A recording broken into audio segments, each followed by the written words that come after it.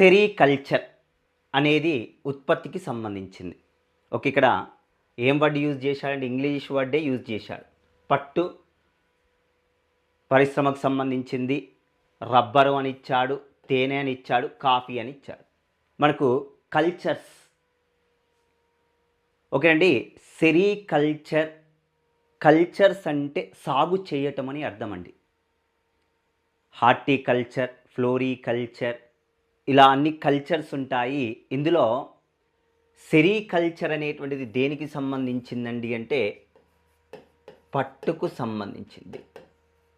Okay, పట్టుకు సంబంధించినటువంటి దాని గురించి అధ్యయనం చేస్తే, ఉత్పత్తికి సంబంధించిన దాని గురించి అధ్యయనం చేయడాన్ని ఏమని చెప్పవచ్చండి అంటే సెరికల్చర్గా చెప్పవచ్చు. సెరికల్చర్ అని చెప్పవచ్చండి. ఆన్సర్ ఇది.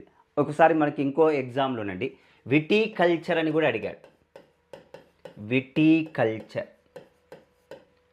గ్రేప్స్ అండి, ద్రాక్ష తోటల సాగును గురించి తెలియజేసేది ఏదండి అంటే విటికల్చర్ ఆన్సర్ అవుతుంది. Okay, next one